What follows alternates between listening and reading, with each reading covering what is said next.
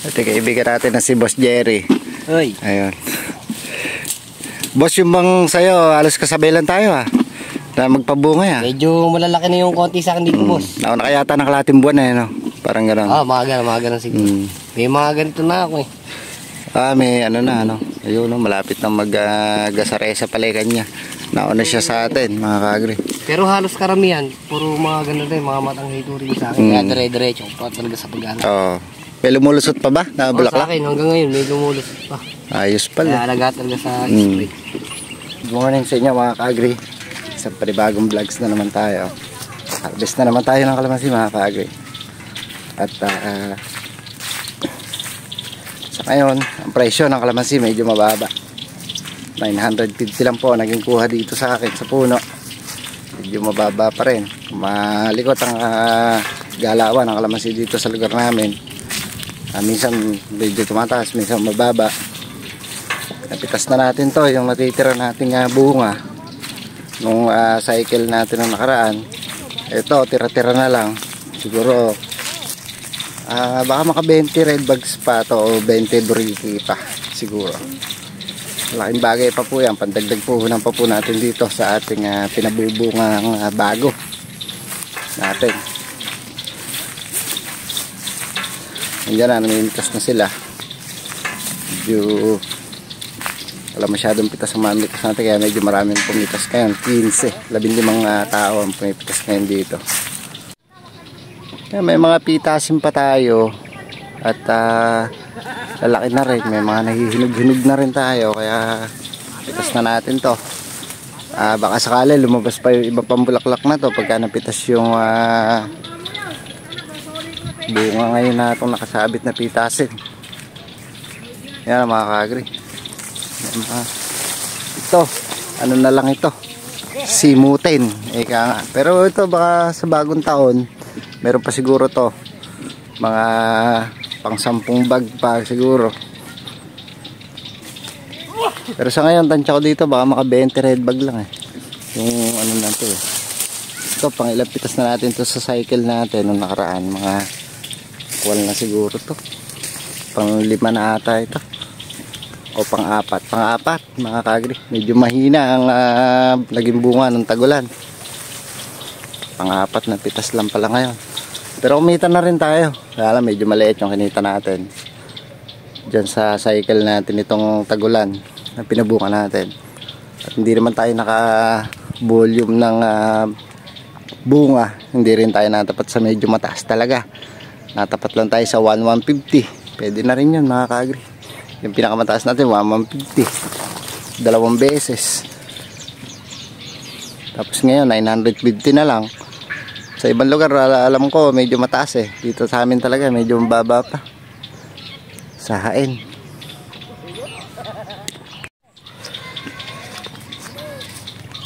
Ganun talaga mga kaagri. Talagang kaya lang ang kapalit naman na to, yung medyo konting bunga ngayon, kapalit naman niya marami. Yung maliliit nating inaalagaan niya na mga gamunggo na, mga gamatang hito, tsaka yung mga tagtag, patatagtag lang yon. Medyo marami-rami to, volume na naman to. Anihin natin to siguro Marso, Abril hanggang Mayo yan. Yung bagong cycle na naman natin ng pagpapabunga o bagong season na naman tayo mga kaagri.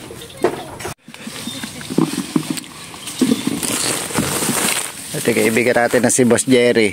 Hoy. Ayun. Boss, yung bang sa'yo, halos kasabay lang tayo na magpabunga ya. Medyo malalaki na yung konti sa akin dito, boss. Nauna kaya yata ng kalating buwan parang gano'n. Mga ganun siguro. May mga ganito na ako may ayun malapit na mag-gasaresa palikan niya. Nauna siya sa atin mga kaagri. Pero halos karamihan, puro mga ganun rin, mga matanghito rin sa akin. Kaya dire-diretso, talaga sa pag-anak. May lumulusot pa ba na bulaklak? Sa akin hanggang ngayon may lumulusot pa. Sa akin medyo may bango pa sa loob ng Ay marami pa yun boss, marami pang bulaklak yun. Pag gano'n mabango pa. Nako, naulan pa mga kaagri. Papayari naman ay mamimitas hindi pa napagbigyan. Isang oras na pitas na lang to. Dahil hindi naman nga karamihan yung bunga. Nabutan pa ng ulan. Yan. Pinaahon muna natin yung mga pitas nila para hindi na mabasa ng ulan. Baka di tayo makabente mga kaagri. Wala, talagang kaunti na lang yung bunga. Madami pang medyo madilaw.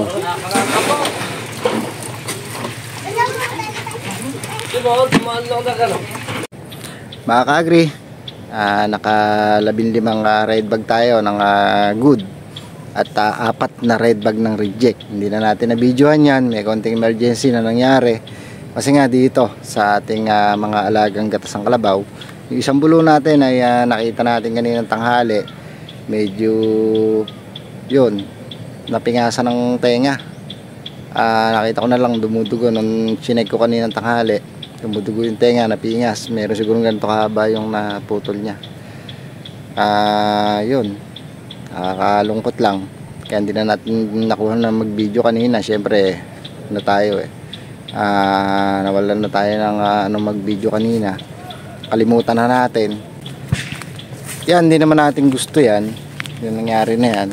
At kung aksidente man yan, sana na lang yung naka-aksidente hindi na lang dinasaktan. Siguro nahihiya na rin na na na-aksidente niya yung kalabaw natin. Baka syempre kung wala pang pampalit yun, o kung pagbayarin ko man siya, kung iniisip niya na pagbayarin ko siya, wala naman siyang pampalit, kaya siguro hindi na lang sa atin sinabi kung aksidente man yun. At tsaka hindi naman siguro sinadya, kasi may mga tao pa dito kanina doon sa pizza, malapit lang naman doon sa pilihan ng kalamansi yun. Kaya kung sasadyain naman, naman niya kung sasadyain naman yun, di ba? Baka aksidente lang naman yun, mga ka-agri. Yun, lesson learned na lang sa atin yun, na kasalanan ko rin kasi hindi ko na na itatali ko kasi sa gilid ng karsada yung bulo. Kahit nalang sabihin ko madalang ang dumadaan dito sa amin sa dulo dito, ay hindi naman din tama yun, kapabayaan ko na rin. Kaya tanggapin na lang natin, salamat na lang tayo kung sakali man wala na lang nangyari doon sa naka-aksidente. Kasi syempre mas malaking problema kung yung tao na saktan, mas kasalanan pa natin yon, mga ka-agri. Kasi nga syempre daanan yon, baka nga medyo napunta sa gilid ng karsada yung ating bulo, hindi napansin, baka ganun na nangyari. Hindi natin alam kung ano nga nangyari doon, pero lesson learned na nga sa atin yun, yung nangyari. Yun, yung ating mga hanap buhay ay wag nating pinababayaan, mga ka-agri. Lesson learned na yan sa akin, tatanda na ako dyan. At pasalamat na lang ako at hindi namatay yung bulo natin. Yun nga lang, medyo may pintas yun sa pag binenta natin yan, kasi nga pintas na yun, medyo putol yung tenga, may putol, mga ka-agri. Pero wala tayong magagawa, ganun talaga yun, tanggapin na lang natin kasi andyan na yan. Nakakaawa nga lang, pinag-aalis ko na sa gilid ng kalsada yung mga kalabaw. Nilagay ko na dito yung iba, pinag-aalis ko na. Baka lalo pang maka-aksidente mga kalabaw natin, makamatay pa ng tao yan. Yun ang mas malaking problema natin, mga ka-agri.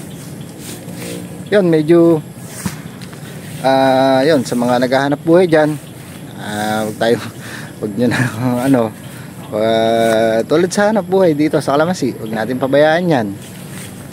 Kung pababayaan natin yan, kakaproblema din tayo dyan. Wag natin hayaan na lang na ganyan yan, kasi syempre wag yung parang petiks tayo o tiwala tayo na ganyan ganun sa pag-aalaga sa kalamansi. Parang ganun lang din yun, lesson learned.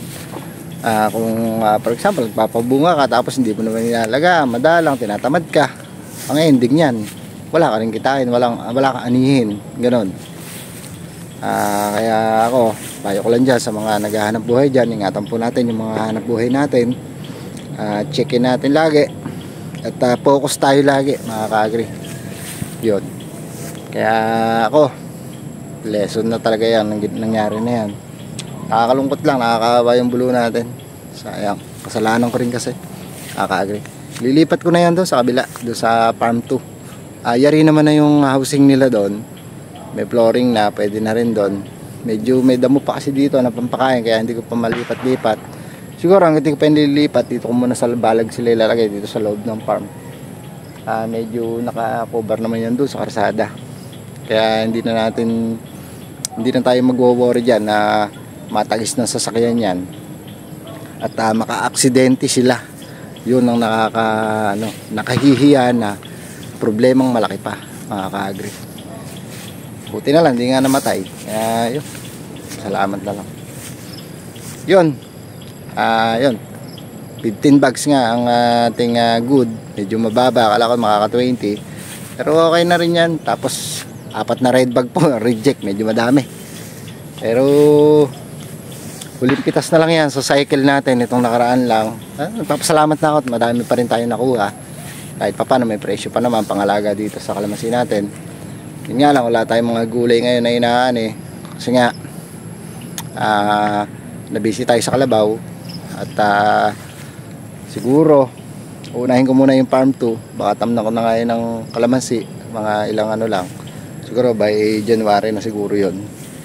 Tapos meron naman tayong dito na inaasahan na yun nga, yung mga gatas nila sa daily na paggatas, yun na lang ang kukonsumuhin natin sa pang-araw-araw. Medyo talagang kuwan ngayon, lang ang income ngayon sa mga gulay maliban lang sa kalamansi. Yung kalamansi talagang yan ang lagi sumasagip sa atin eh. Kasi monthly may nakukuha talaga dyan kahit paunti-unti. Meron ka talaga makukuha dyan na panggastos. Malaking bagay din yung kalamansi, mga ka-agri.